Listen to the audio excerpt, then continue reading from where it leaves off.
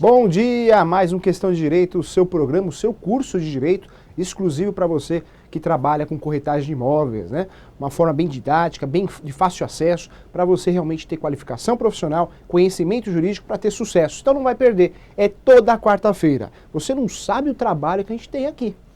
Essa meia hora para conseguir uma matéria grande, transformar ela, né, em apenas meia hora, realmente é um trabalho imenso pela direção, por mim, então não vai perder. Vamos divulgar esse programa, divulgue aí na sua página pessoal, no Facebook, no seu site, está autorizado. Conhecimento, a gente tem que passar, transmitir conhecimento, não vai perder, faz a diferença. Deixa eu falar uma coisa importante aqui, ó. Você que está perdendo os programas, vai lá na TV Cresce, no site TV Cresce, você vai achar os programas anteriores. No YouTube com facilidade também, se você digitar lá, Professor Júlio César Sanches, Advogado Júlio César Sanches, Questão de Direito, de todo jeito você vai achar, não vai perder, assista todos os programas, é um curso de direito para você, feito com muito carinho. Tem muita gente aí elogiando o programa, não só elogiando, mas também me passando informação que conseguiu fazer uma transação imobiliária que ia dar errado, em virtude do programa deu certo. Um sujeito me procurou a semana passada aí falando que ia fazer uma transação de um apartamento, compra e venda, e não ia tirar a certidão lá condominial para saber se tinha débitos condominiais, né? Falou que nem conhecia essa certidão. E ele tirou essa certidão, sorte a dele, porque ele me falou que tinha mais de 25 mil de débitos de condomínio. Olha só o problema que ele evitou. Então vai fazer a diferença, hein? Vai fazer a diferença na sua vida profissional, tenho certeza. Todos os temas são importantes. Ah, aquele tema é melhor, o outro não. Todos são importantes, porque todos têm a ver com o direito, com segurança jurídica, né, com instrumentos processuais. Então todos os temas são pertinentes para você. Não vai perder. Vamos divulgar esse programa, tá bom? Então, toda quarta-feira às 10h30, nosso programa Compromisso aqui com o professor Júlio César Sanches, tá bom? Vamos lá, o tema de hoje é importantíssimo, porque o corretor tem que ter noção que é direito do trabalho. Primeiro que o direito do trabalho é um direito de todos, e vamos entender melhor. Vamos acabar com essa confusão de funcionário, né, autônomo e o vínculo empregatício. Vamos entender isso, vamos entender os adicionais também, muita coisa boa. Então vamos lá, que o tema é longo. Bora! Direito do trabalho é o tema de hoje, tá? Tema importante, direito do trabalho. Professor, o que é direito do trabalho? Então vou ler o conteúdo para você pra gente adentrar na matéria, tá bom? É o conjunto de normas jurídicas que regem as relações entre empregados e empregadores, ou seja, empregado e patrão, né? São os direitos resultantes das condições jurídicas dos trabalhadores. Essas normas no Brasil estão regidas pela CLT, Consolidação das Leis do Trabalho. CLT, conhecida como a CLT, lá de Getúlio Vargas. Olha que interessante. Então vamos lá, vamos entender tudo isso. Professor, corretor de imóveis, ele tem que ter vínculo empregatício ou não? Então vamos entender tudo isso. Primeiro eu vou separar para você relação de emprego e relação de trabalho. Antigamente existia uma diferença em relação de emprego e relação de trabalho. Relação de emprego era o funcionário registrado, vínculo empregatício. Relação de emprego. Relação de trabalho é a prestação de serviço. O estagiário presta uma relação de trabalho. O autônomo presta uma relação de trabalho. Então existia uma diferença. Tanto é que essa diferença era um limite lá na Justiça do Trabalho, Justiça Federal. Justiça do Trabalho é uma Justiça Federal. Competência só para a relação de trabalho e emprego. Com a emenda constitucional, o que aconteceu? A Justiça do Trabalho cuida de quem tem vínculo empregatício ou executa uma relação de emprego. É diferente? É diferente. Vínculo empregatício, FGTS, Fundo de Garantia, INSS. Relação de trabalho não é a mesma coisa, relação de emprego. Relação de trabalho, o sujeito presta serviço, porém ele não tem vínculo empregatício. Então vamos entender melhor tudo isso. Professor, para que eu possa ser um empregado, quais são os requisitos? Então todo empregado, ele tem requisitos importantes para que possa ser considerado um empregado. Então vamos para o primeiro. Todo empregado tem que ser pessoa física. Então se o sujeito ele tem um CNPJ, uma empresa aberta, mesmo como microempreendedor individual, não pode ser empregado com vínculo empregatício. Pessoa física. Segundo requisito, subordinação. O empregado ele sofre subordinação de quem? Dos seus superiores hierárquicos, né? Ou seja, o seu gestor, coordenador, supervisor, patrão, né? Empregador, ele sofre realmente a subordinação. Ou seja, ele tem horário para entrar, horário para sair, determinações de funções. Então é importante saber isso também. Outra coisa, o empregado com vínculo empregatício, ele tem remuneração. Remuneração, ou seja, salário mensal. E vamos esquecer esse negócio de salário que é só mensal. Não, pode ser por hora, por dia, por semana, quinzenal, não importa. Mas tem que ter um salário. Então isso é importante também. Então nós falamos de alguns requisitos importantes. Pessoa física, subordinação, onerosidade, remuneração, que é importante você saber. Outro requisito importante é a não eventualidade. Não eventualidade. Professor, o que é isso? Não eventualidade é aquela questão que você não pode ser substituído por outro. Isso. Você frequenta o trabalho de segunda a sexta, ou só de segunda. Sou professor de uma grande universidade em São Paulo e eu só dou aula de terça-feira. De terça-feira à noite lá nessa universidade. Ah, professor, você tem subordinação, você tem constância, né, nesse trabalho, você tem direito de vínculo empregatício? Tenho. Tenho por quê? Quando eu saio de lá, dessa universidade, acabo de dar minha aula, na terça-feira, eu sei que na outra terça-feira eu tenho que voltar. Então não precisa ser de segunda a sexta, né, a prestação de serviço. Desde que eu tenha uma expectativa de retorno, já não é um serviço eventual. Né? Na verdade, não eventual. Eu constantemente, né, na verdade toda terça-feira, tenho que aparecer lá. Vamos trazer isso para o mercado imobiliário. Cuidado, você proprietário de imobiliária, você corretor, você construtora. Vamos fazer a coisa certa, vamos entender porque o erro é fatal. Né? Quem nunca teve um amigo, uma amiga, um escritório que teve problema na justiça do trabalho, sabe que as ações, a hora que vem, são altíssimas, né? Porque o sujeito cobra tudo mais um pouco. Então vamos entender isso. Ah, sou corretor, sou profissional liberal. Calma, não é bem assim. Se fosse assim, então o advogado não poderia ser registrado, o dentista, o médico, calma. Você pode prestar um serviço de forma liberal, autônomo ou sendo empregado. Tem consultora, é a grande minoria, né, imobiliárias também, é uma minoria no Brasil, não é algo que ocorre com constância, que são corretores registrados. Ou seja, tem a comissão? Tem, na venda, na locação, mas ele recebe um salário fixo. Não é uma prática muito utilizada no mercado imobiliário, é uma pena, porque faz a diferença, né, para aquele que presta realmente um serviço com vínculo empregatício. Então vamos entender isso. O corretor liberal, o profissional autônomo, é aquele que não tem hora para entrar nem para sair. Lógico, o corretor que tem aquele pensamento, não tem hora para entrar nem para sair, vou aparecer nessa imobiliária, nessa construtora uma vez por semana. A chance dele vender é menor. Quanto menos ele aparecer no plantão, na imobiliária, menor a chance dele fazer uma venda, uma locação.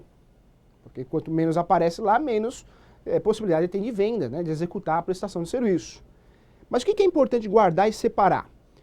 O corretor que tem horário para entrar, horário para sair, ou seja, bate ponto, assina folha de ponto, tem uma hora de almoço certinho, né? Tem subordinação, ou seja, toma uma bronca porque não fez algo, ou deixou de fazer aquilo, ou isso. Ou além de bronca, é um sujeito que fala, agora você vai trabalhar na outra imobiliária, na outra unidade. Não, volta para cá. Realmente uma subordinação, ou seja, tem alguém mandando nele. Então, olha, pessoa física, já tem um requisito, esse corretor. Já é pessoa física, ele não tem nada, nada de autônomo, não tem microempreendedor individual, não tem nada. É uma pessoa física. É pessoa física. Subordinação, recebe ordem para tudo. Bate cartão, né? Ou assina uma folha de ponto. Tem horário para entrar, horário para sair, horário para almoçar, horário para voltar. Esse sujeito tem uma remuneração fixa, fora as comissões. Não é porque paga em comissão, não é uma remuneração. Comissão pode ser um plus, né? E o sujeito tem aquele salário mensal. Ou mesmo sem salário mensal, a remuneração não deixa de ser um salário do corretor.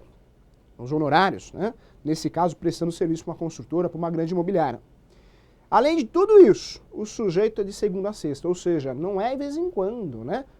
Todo dia ele presta serviço, das 9 às 18, das 9 às 20. Cuidado. Cuidado porque nasce um vínculo empregatício, hein?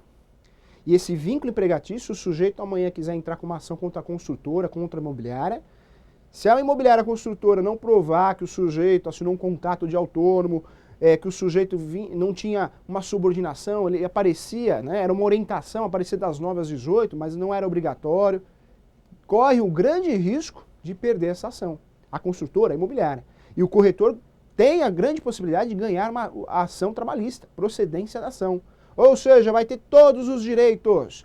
Hora extra, né? Hora extra, se trabalhava à noite, adicional noturno, se trabalha com um trabalho perigoso, né, periculosidade, insalubridade, todos os direitos de um trabalhador. FGTS, depósito, 13º, férias, olha quantos direitos aí. INSS, então toma cuidado. Professor, então eu trabalho numa imobiliária, eu tenho horário para entrar e para sair.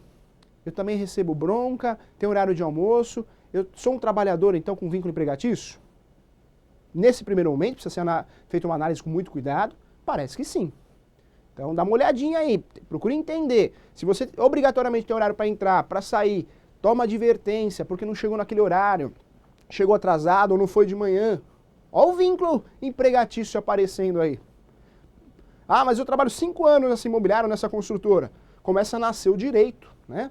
O direito ao vínculo empregatício, anotação em carteira. Cuidado. Então tem que saber trabalhar. Se fosse assim, então o dentista, o advogado não poderia ter registro. Não vamos confundir. Profissional autônomo, liberal, é aquele que ele não tem horário para entrar, não tem horário para sair. Ele pode trabalhar em parceria com uma imobiliária ou com uma construtora, mas ele não tem horário para entrar, para sair. Lógico, ele prefere todo dia entrar às 9, às 10, todo dia sair às 20, porque tem uma maior possibilidade de venda, de fazer um negócio, uma transação imobiliária, mas ele que manda no horário dele, é isso que você tem que guardar. Ele manda, se ele falar assim, segunda-feira não quero ir, não vai. Na outra semana não, agora eu quero ir. Vou a semana inteira. Na outra fala, vou tirar férias. Isso é o autônomo, ele tem o poder de mandar nele mesmo. Quando não tem, tem a subordinação e aí nasce o risco. Cuidado, cuidado com isso, porque pode sim ter o vínculo empregatício. E a doutrina, não só a doutrina, mas a jurisprudência vem provando isso. Então tem muito corretor aí que está processando algumas imobiliárias e vem conseguindo êxito. Então, estou passando um recado aqui para tomar cuidado, faça um contrato e vou explicar melhor tudo isso. Vamos lá, tem muita coisa para a gente falar. Bom, dentro do direito do trabalho, nós temos a insalubridade e a periculosidade. Trava a língua, isso mesmo. Insalubridade, professor, o que é? Tanto a insalubridade como a periculosidade realmente são adicionais que o sujeito recebe. Por quê? Porque ou ele trabalha com um serviço perigoso, pode explodir, ele morre, né? Vem a óbito, ou alguma coisa que ele morre aos poucos, um envenenamento, um produto químico. Então qual que é a grande diferença para a gente resumir nosso programa aqui? Da insalubridade e periculosidade. Insalubridade, o sujeito morre aos poucos. Aos poucos. Ele vai inalando aquele produto químico, vai sentindo aquele cheiro do produto químico todo dia e vai fazendo mal, vai fazendo mal. Vai chegar uma hora que vai acontecer? Vai ficar doente. Insalubridade. Periculosidade é aquele risco iminente de morrer a qualquer momento. Trabalha com uma energia, toma um choque, bum, morreu. Trabalha num posto de gasolina, pode explodir.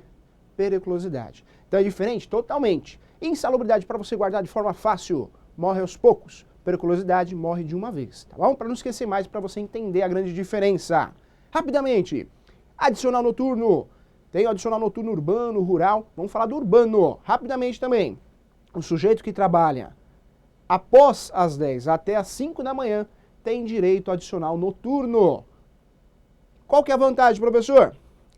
A hora não é os 60 minutos, né? Não é computado como 60 minutos, mas existe uma mudança na hora. 52 e 30 segundos. Então, a hora não é os 60 minutos, mas sim ocorre essa mudança no horário urbano, adicional noturno urbano, além de ganhar o adicional aí de 50%, tá bom? De 50%. Então, adicional noturno, quando eu tenho direito, professor? Quando você trabalha após as 22 horas. Das 22 horas, após as 22, você já tem direito adicional noturno. Ah, professor, eu trabalho até as 23, tenho direito? Tem, 1 hora de adicional noturno. Professor, eu trabalho até a meia-noite, 2 horas de adicional noturno. Conforme você vai trabalhando após as 22, aquela hora fica mais cara para o empregador, porque você tem direito, você que eu falo, o empregado, tem direito adicional noturno, tá bom? Hora extra, o que é hora extra, professor? A legislação brasileira permite você fazer 2 horas extras todo dia, se o empregador precisar. Só que para isso, ele vai ter que te pagar 50% a mais da hora normal. No mínimo, 50% a mais da hora normal em dias úteis, hein? 50% a mais. Então a hora extra é mais cara para o empregador. E como que funciona essa hora extra, professor? 2 horas, não pode passar disso. Existe uma exceção, que se acontecer um caso fortuito, força maior, se precisar dormir na empresa, tudo bem, é permitido, não tem energia, ou se não pegou um serviço que precisa terminar, algo urgente, é uma exceção à regra. Mas hora extra você só pode fazer 2. Ah, mas eu quero fazer 5 horas extras por dia para ganhar dinheiro, professor. Não pode, a legislação só permite 2. Senão o seu empregador, o que vai acontecer? Pode tomar uma multa, porque 2 horas. A legislação, na verdade, ela permite apenas 2 horas extras por dia, não pode fazer mais que isso. Horas extras, horas extraordinárias, horas suplementares, esse é o nome. Lembrando também, você que faz horário de almoço aí, no mínimo 1 hora. O horário de almoço tem que ser no mínimo 1 hora, no máximo 2. Se você almoça em meia hora, a outra meia hora que for faltando, você tem direito à hora extra, né? Essa hora que faltou da hora do almoço, do seu descanso e repouso para alimentação, esses minutos que ficaram faltando, você recebe como hora extra, porque você tem que ter no mínimo 1 hora para almoçar, de 1 até 2 horas para almoçar. Almoçar que eu falo, descanso para alimentação e descanso do trabalho, tá? Porque não é só almoço, o pessoal que trabalha na parte da tarde para a noite aí, horário de janta aí, então seria horário de refeição e repouso, tá bom? Para não esquecer. Tem mais, hein? Rapidamente aqui, acúmulo de função. Você é contratado para fazer aquela função, aquela determinada função. Quando você faz outras funções, existe um acúmulo. Lógico, né? Se você faz uma função e acaba fazendo alguma função vinculada àquela função que você executa, tudo bem, não tem jeito. Ninguém vai ser contratado para fazer aquela função e vai fazer só aquela função. Então ele pode, dentro daquela função, fazer obrigações, prestações e serviços vinculados. O que não pode é acumular função. O sujeito ser gerente, ser caixa, além de ser caixa, ele também faz vendas, não pode. Então cuidado com esse acúmulo de função, porque também isso daí pode ter problema trabalhista. Vínculo e anotação em carteira. Então se você é pessoa física, tem subordinação, né? Ou seja, alguém manda em você, chegou atrasado, toma advertência. Além disso, né, se você, a pessoa física, subordinação, remuneração, eu estou falando de remuneração, não aquele salário mensal, mas com comissão também. E a não eventualidade, ou seja, você presta o serviço com constância, não precisa ser todo dia, né, mas 3 vezes por semana. Aí entra aquela questão da doméstica, que você com certeza já ouviu falar. A doméstica, não a doméstica, porque a doméstica sim tem o vínculo empregatício, mas a diarista que trabalha mais de 3 vezes por semana, o que acontece? Vira um vínculo empregatício porque ela torna-se uma doméstica. Então não adianta você falar assim, mas eu trabalho uma vez só, não tenho vínculo empregatício. Tem sim, se é toda quarta-feira você trabalha, você tem um vínculo empregatício. Só não, realmente você não tem vínculo empregatício se você é um trabalhador voluntário. Esse não tem vínculo empregatício, porque não recebe por isso. É um serviço que você presta voluntário. Igual cargo em comissões, é tudo voluntário. Então não adianta você querer ir atrás dos seus direitos aí, porque você não vai conseguir êxito, porque já está combinado, voluntário não tem remuneração. Se não tem remuneração, falta um requisito para o vínculo empregatício. São 4 requisitos, né? Pessoa física, subordinação, não eventualidade de remuneração. Se você tem esses 4 requisitos, cuidado, hein? Abre o olho que você tem direito trabalhista, tem direito a registro, FGTS, INSS, 13º, férias. Agora, se faltou um desses requisitos, na verdade, você aí já não teria direito ao vínculo empregatício. Olha que interessante aí. Chegou o grande momento, hein? Esse momento eu adoro. Questão X. Roda! Olha que questão boa, hein? O corretor de imóveis pode ingressar com uma ação na Justiça do Trabalho? Ou seja, né, uma reclamação trabalhista? Vou repetir, hein? O corretor de imóveis pode ingressar com uma ação na Justiça do Trabalho? Reclamação trabalhista? Inicial trabalhista, o nome que você quiser dar. Pode, professor? Aí um monte de gente fala assim, não pode porque o corretor de imóveis, ele é um profissional autônomo. Calma. Se fosse assim, dentista não poderia processar um consultório. O advogado poderia processar o escritório de advocacia. Cuidado. Autônomo é aquele, ou pessoa jurídica, que tem CNPJ para prestação de serviço, por isso tem muita imobiliária, muita advocacia, muito consultório, né? Muito hospital fazendo isso, tem até faculdade fazendo isso com os professores, prestação de serviço, emite nota, porque é uma forma de quebrar esse vínculo empregatício. Então, nota fiscal, CNPJ. Mas uma outra possibilidade é quebrar esses requisitos. Professor, eu tenho uma imobiliária, eu não quero ter problema trabalhista. Eu tenho uma construtora, eu não quero ter problema trabalhista com meus corretores. O que eu faço? Então, vou te dar a dica aqui. Primeiro, você tem que entender quais são os requisitos, né, do vínculo empregatício. Pessoa física. Então você tem que quebrar essa pessoa física. O sujeito tem que ter um CNPJ. Não dá porque é complicado. Então é obrigatório, quebra outro vínculo. Subordinação, não mande nesse sujeito. Você vai passar orientações. Você vem das 9 às 2, né, às 14, que o outro corretor vem na parte da tarde, tá? Vamos fazer assim? Assina um contrato aqui que você presta serviço como autônomo aqui, você não tem vínculo empregatício. É o correto, porque se você não faz isso, vai ter problema. Outro requisito, remuneração e eventualidade. O sujeito toda terça-feira, ou ainda, né, aquele corretor que só presta serviço de corretagem aos finais de semana, plantão para as construtoras. Ah, eu sou corretor, eu não tenho direito trabalhista. Eu só trabalho de sábado e domingo. Não tenho direito, não. Como não? Se você trabalha de sábado e domingo, tem uma remuneração física, uma remuneração mensal, você também é pessoa física, né? Cuidado, abre o olho, porque se você trabalha de sábado e domingo, ocorre o quê? Na verdade, não é eventual, você não trabalha quando quer. Ocorre uma constância. Todo sábado e domingo você trabalha. Então nasce o quê? Você não consegue quebrar esse requisito da eventualidade. Seu serviço é não eventual, ou seja, você presta um serviço com constância. Olha que interessante. Cuidado. Então tem corretores aí que trabalham só de sábado e domingo, que estão ganhando ações com vínculo empregatício, de vínculo empregatício, anotação em carteira e outros direitos decorrentes. Por quê?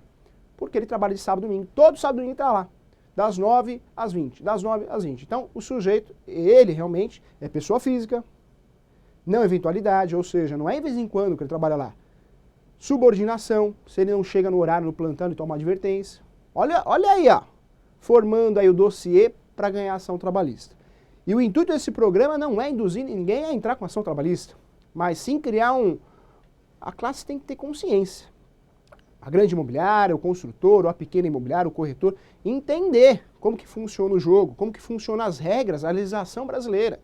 Então a intenção é proteger você, imobiliária, construtora que quer trabalhar de forma correta, muitas vezes é melhor até registrar o corretor e proteger o corretor de imóveis, porque se ele tem um direito, tá com a cara aí do vínculo empregatício, ele tem direito. Então, cuidado, vamos fazer a coisa correta para tudo fluir bem, tá bom? Então, o corretor de imóveis tem direito? Claro que tem. Aquele corretor que presta serviço, né, que tem o requisito da não eventualidade, não é em vez em quando, todo sábado e domingo ele está lá no plantão. Das 9 às 20, das 9 às 20, todo sábado e domingo. Está lá no plantão. Ah, mas cada hora é num lugar. Não faz mal. Você está prestando serviço para a construtora. Ah, e eu sou pessoa física, mais um requisito. Você já tem a não eventualidade, pessoa física, você não tem CNPJ. Ah, mas eu ganhei uma remuneração, meu serviço não é voluntário. Mais um.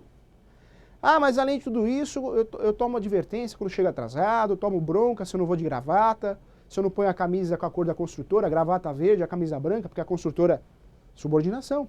Ó, você tem os quatro requisitos. Abre o olho, que você tem direito a um vínculo empregatício e todos os direitos trabalhistas. Então, cuidado. Trabalhador autônomo é outra coisa, empregado é outra coisa. Vamos confundir. Não é a profissão que faz você ser um trabalhador autônomo, mas sim a própria prestação de serviço. Então não vamos fazer mais confusão em relação a isso. Interessante, hein? Chegou outro grande momento. Roda a vinheta. Pergunte ao professor. Roda!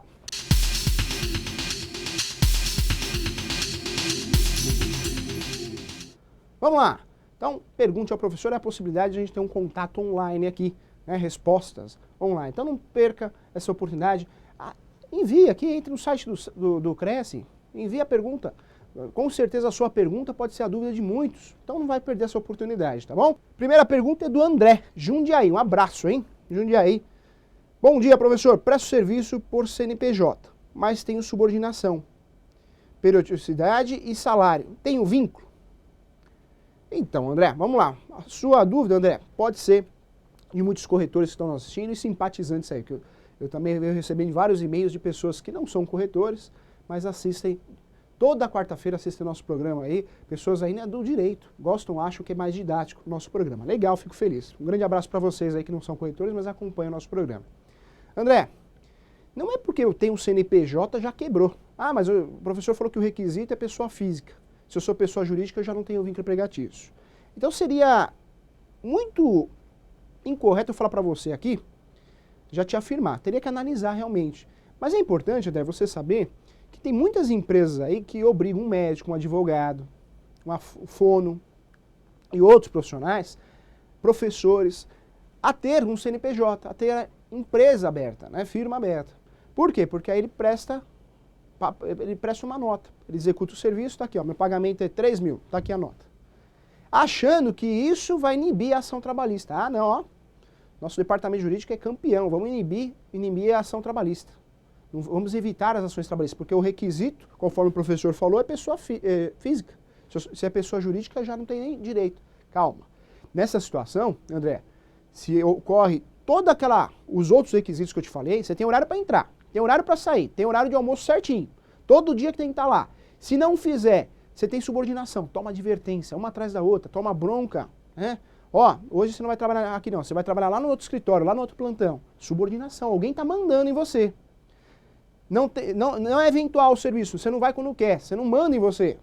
Tem a remuneração, né? Não, pode ser até comissão, mas é remuneração, o serviço é pago. Você tem, pelo que você está falando, você tem um vínculo empregatício, sim. Então precisa tomar muito cuidado com essa situação, precisa analisar com muito cuidado cada caso, né?